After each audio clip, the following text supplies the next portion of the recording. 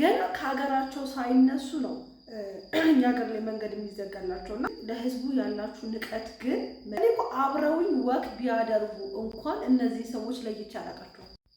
አፍሪካ ህብረት ከተቋቋመ 24 ዓመቱ ነው። ግን አፍሪካ ውስጥ እስካሁን ድረስ ወጣቶች ስራ አጥተዋል። እርስ በርስ ጦርነት በሽ ነው። ድህነቱ ባተው ቤቱን የሰራብን የተማረው አካል ቁጭ ብሎ ኮብልስቶን እየፈለጠ ነው። ግን እነሱ በአመት ጊዜ እየተሰበሰቡ እዚህ እኛን ስቃይ ያበሉናል ማለት። እኔ ግራ የሚገባኝ አንዳንድ ነገሮች አሉ። እነዚህ ሰዎች ቆይ የምለው ሰው ማየት አይወዱ። በመጡ ቁጥር በር ገና ከሀገራቸው ሳይነሱ ነው እኛ ሀገር ላይ መንገድ የሚዘጋላቸው እና እውነት ለህዝቡ ያላችሁ ንቀት ግን መድኃኔዓለም አባቴ ውጋ፣ ዙር፣ ውጣ፣ ቆም፣ በቃ ተጠምዘዝ፣ ግደል ግባ፣ በቃ ብቻ ምን አለፋችሁ መንገዱን ለቀንላችሁ ምን ውስጥ እንግባኛ። እኛ የራይድ ሹፌሮች እግዚአብሔር ምስክሬ ነው። አፍሪካ ህብረት ስብሰባ ባለ ቁጥር በመጣ ቁጥር ሰቀቀናችን ሰቀቀን አይደለም። ምክንያቱም ከካሳንችስ ዛሬ አሁን ለምሳሌ ከካሳንችስ ወሎ ሰፈር ለመምጣት ረመዳን ያለው ዛሬ አልፏል። ቤታችን ገብተን ተረጋግተናል፣ ቡና ጠጥተናል ምናምን እናውራው።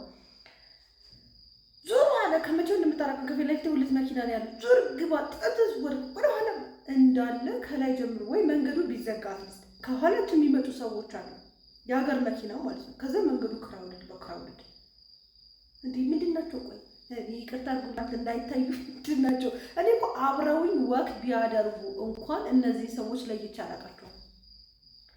እንዲህ መጥቶ ካጠገቤ ቢጠብሰኝ ራሱ እኮ ጌታን የምረገው እዚህ ከጉምዝ ነው ወይ ከጋምቤላ ነው አንድ ወንድሜ ነው ብዬ እኮ ነው የማስበው።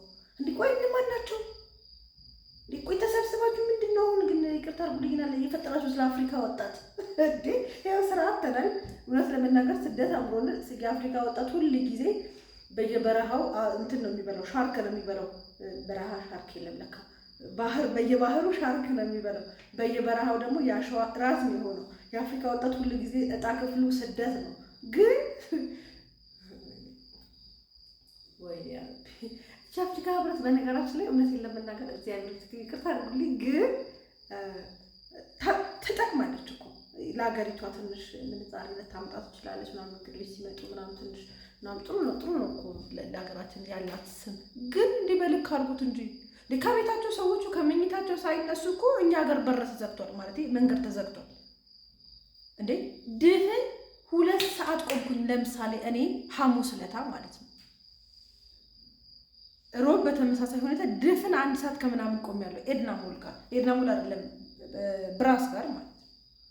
ሁላችሁም እንደምትመሰክሩት ሀቅ ነው ይሄ። እንዴ ልክ እኮ ይላችሁ ከፕሌን ወርደው መኪና ውስጥ ሲገቡ ከፊታችሁ 1-2 ሞተር ትልኩና በቃ ጠጋ በሉ እዛው ጋር ምናምን እያየናቸው ሰላም። በእርግጥ አሁን እኔ ማይገባኝ ነገር ሊኖር ይችላል እኮ ስትዘጉት መንገዱን እንደዚህ ስታጨናንቁ እንደዚህ ህይወታችን ላይ እንጀራችን ላይ ስትቆሙ እኛ ላይ ገባን የሚችል ነገር። እኔ በበኩሌ ምንም ከፖለቲካ ጋር ከምናምን ጋር ችግር የለብኝም ማለት እንደኔ ሁሉም ሰው ንጹህ ነው ብዬ ስለማስብ ለዛ እናንተ የምትፈሩት ነገር ሊኖር ይችላል። ኦፍ ኮርስ ያስፈራል።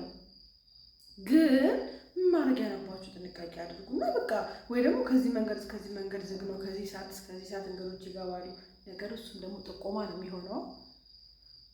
ተቀጥለን እኮ ቤት በኩል እናስብ በማለት በቃ እሺ። ለማንኛውም እንደው በተቻላችሁ አቅም ለሚቀጥለው ስብሰባ ፕሊዝ ወይ ለ1 ሳምንት አበል ስጡንና ቤታችንን እንቀመጥ። እውነቴን ነው። ተሰቃየን እኮ በቃ ተሰቃየን። በስንቱ እንሰቃይ። በነዳጅ ጭማሪው እንሰቃያለን፣ በኑሮ ውድነቱ እንሰቃያለን፣ ስንሰራ ደግሞ በግብሩ እንሰቃያለን፣ ከዛ ደግሞ በአፍሪካ ስብሰባ እንሰቃያለን፣ በመንገዱ። ያ ረቢ ደህና ደሩ። እሺ